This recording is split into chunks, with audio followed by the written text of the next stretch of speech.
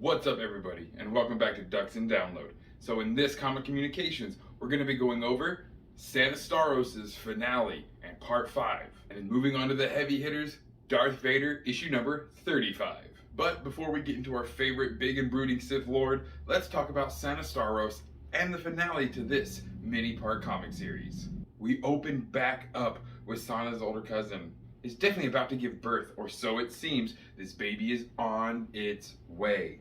But so is the rescue mission, as Sana's not going to leave her family in Imperial clutches. Aisha's nurse droid has actually been a little tampered with, and instead of just following its Imperial coding, she uses this nurse droid to sabotage the hyperdrive of the ship. And shortly after, a team is then sent to fix the hyperdrive from a local system, as of course the Empire's not here to halt production. Well, that was a cover-up, of course, as this Pantoran female is working with Sana and Diva. Using some type of a noxious gas is able to knock out most of the people in this area and call into Sana that the plan is a go and it's time to start the rescue. An awesome set of panels with Sana screaming in to save her family and retrieve a Starros family heirloom. But of course, there seems to be an addition to the plan that was not brought up beforehand. In place of another pilot, we now have Hondo Ohnaka coming to save the day in his own way. And by save the day, I simply mean not listen to anything Sana says, somehow almost get them all killed, and yet not, and have things work out just how they're supposed to. I don't know how Hondo does it. He's like a good luck, bad luck charm. It's strange. But just in his normal way, she flies in, ready to combat all these enemy TIE fighters, and Hondo just takes off, completely leaving her in the dust to defend herself. But that does not stop Sana. She's able to then, of course, board the ship and begin the ever-ensuing firefight through the hallways to try and rescue not only her family, but now the others stuck on board attempting to help her. But as everything is coming to a crescendo with this massive fight through the halls of the Star Destroyer, so will the fight for life begin, as it seems this baby is coming right now. That's right, to really boost things over the top on the anxiety scale, not only does Sana now have to firefight her way through an entire Imperial Star Destroyer, but she's now going to have to save the next generation of Starros without even knowing it's about to show up. And things only are going to get crazier as they realize their ships are now locked down, so what are they going to have to do? It seems Diva, having already done this a few times, is going to steal the entire Star Destroyer. Now that's going to put you on a few lists. And as things almost seem to be going very poorly for Sana, cornered by some stormtrooper battalions, she's able to remember a class tactic and is able to use their comm system against them, playing ear-shattering Charger fan opera over all of the comm systems, just rendering all the stormtroopers useless. From there, she's able to easily get away as Diva and the others hold off the remaining troopers, only to, of course, then be stopped by her brother. Not wanting to waste any more time though, she's not going to play around and immediately shoots her brother, injuring him, saying she's not here to play, but she's also not going to kill him. Instead, she's going to happily throw him into an escape pod and let him drift into space alone. They almost have a moment again where he blames her for so much, and she just simply reminds him, I don't know what you're talking about. I tried so hard to get you out of that Imperial Academy. We're really beginning to see where Sana's brother thought he was left behind. That's not true at all, and it's probably Imperial indoctrination and mind wiping. Well, as she enters the room, it's at perfect timing, because not one, but now both of these amazing Starros twins have been born into the galaxy far, far away at the opportune moment, with action and battle all around. So comes the new life and victory for the Starros clan. Diva hands over the amazing cube to Sana, holding, of course, knowledge that anyone be willing to kill a Starros or even sell one of them out. Doing the right thing, she immediately throws this priceless heirloom on the ground and destroys it, giving off major Cal Kestis vibes. She would rather it be completely lost to the ages than fall into the wrong hands, especially with a subject like Kyber crystal studies. But now, the Starros family is all back together and happy, and it seems things might just work out a little bit better for Sana, as she's going to have a little fun with this Pantoran that left with her. But we get a heart-wrenching scene where we get to see Aphra, the way Sana left her after their big breakup and little spat at the end. So it seems Sana's moving on, and hopefully Aphra can too.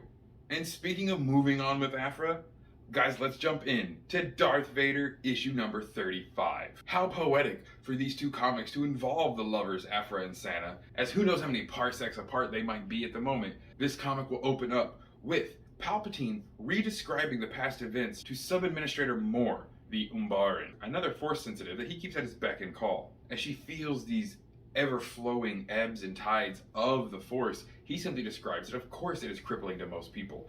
The more powerful you are, the more you can feel it.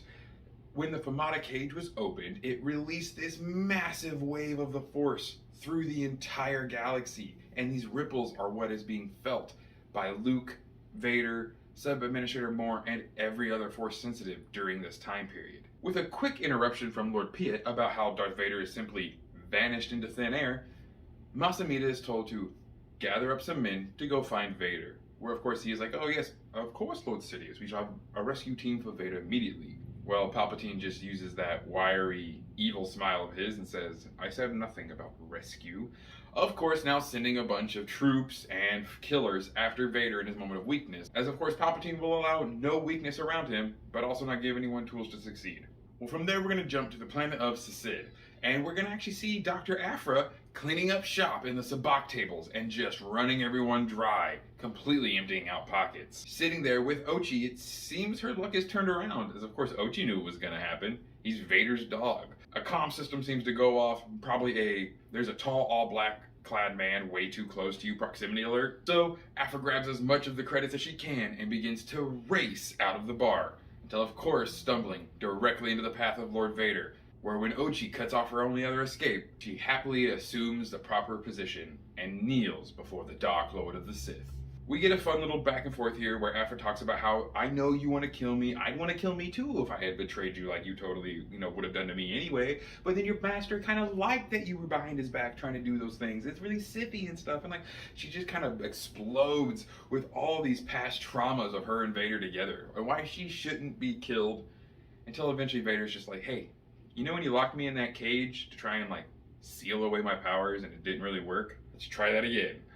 This is when Aphra is of course immediately interested and is no longer seeming to want to run. Knowing she's now not only useful to Vader, but needed, she's going to push as many buttons as she can until eventually he's either going to be so done with her he'd rather just suffer or gets what he wants. She's of course hoping for the latter. But before they can fully finish this plan, they are set on by these bounty hunters, set by Masamita. And this is where Aphra gets to see what is exactly wrong with Vader. Well, in using the Force to try and obliterate all of these mercenaries, what we see is, of course, the Force is not with Vader. It's not with anyone at this moment, as the dark side is rippling through everything. And Anakin, Lord Vader, cannot control the Force. She knows of the perfect artifact, and after these rabble have been cleaned up, simply tells Vader, I know exactly where to take you. We then get to see just how the Force is affecting everyone around Vader and other Force sensitives, as Aphra, being minutely Force sensitive, anyone really lucky is speaking with Ochi about why Vader is meditating so much. Well, of course he's meditating because the Force is askew and completely shattered around him, and he's trying to just maintain his own semblance of power and authority. Upon getting too close though, she begins to almost see into Vader's mind and where his meditations are taking him. This is not going to be the only time this happens, but it's a really cool aspect to think that when the Force is so out of whack like this, you can't even control where your thoughts and emotions are projected around you. Taken to the secret lair of one Dr. Easton Zale, a separatist Kyber specialist, with of course a super secret hidden underground base. Well, like all super secret hidden underground base, Aphra knows that one's trapped, so that's what Ochi's there for, right? Vader grabs him, hurls him into the pit, and has him set off every single trap ahead of them. Remember, to a Sith Lord, you are only ever expendable. They finally do find this amazing artifact. They find the Zyle shield. As Aphra describes it, a shield made of pure kyberite, which is the base substance that'll grow a kyber crystal. We have an amazing little conversation about how many people seem to have thought that kyberite was actually negative to the Force, or could not be, let's say, imbued or harness its abilities, but that seems to not be the case. Aphra believes if kyberite is the base for these kyber conduits to grow these beautiful kyber crystals, maybe the kyberite itself is more of a focusing array, putting all of the Force into its very ends to create those pure crystals. Speaking on that, and of course the fact that Lord Vader seems big and strong enough to wield such a large shield made of very dense stone-like metal, it should help, and does, focus all of that rage and anger in Vader to imbue him again with a semblance of his once mighty Force abilities. In true Vader fashion, he immediately raises the shield on Aphra and fires it up. While of course he does not have his Force control like he used to, he can at least aim now. But like all things Aphra, she knew something like that would happen. The blast, not even touching her, ravages Ochi, throwing him into the wall behind him, as she pretty much just tells Vader, you really think I wasn't going to put a safeguard on that thing before I gave it to you, so you couldn't use it on me? What a surprise, she's not about to let Vader kill her, as much as Vader would really like to. In that moment, she actually gets to see another one of Vader's deep, dark thoughts, as we get to see both Padme and Sabe speaking on the point of, I know there's good in him. How is that going to play in with Aphra? Because Aphra could care less about the good inside of Darth Vader. But if anyone else is going to be able to get close enough and kind of push his buttons in the right way, I could totally see Aphra being the one to bring out a little humanity in Anakin Skywalker again. But almost on cue to kill any source of humanity are more of these damn mercenaries. This time it looks like the droids have caught back up with Vader after what he did to them and are ready to finally disassemble him. This comic will cut off with Aphra simply saying, I think we have bigger fish to fry here, as we look upon a large-scale invading force of droids, all about to rain down on Vader. How is he about to use this shield as a weapon? I can't wait to see this next comic, as we're really beginning to lead into Dark Droids, which will take us right into Return of the Jedi. Guys, thank you so much for stopping by. Make sure to like and subscribe to the channel if you want all of the up-to-date comic book news from the Star Wars galaxy far, far away. Thank you all so much. Have an amazing rest of your evening, and as always, may the Force serve you well.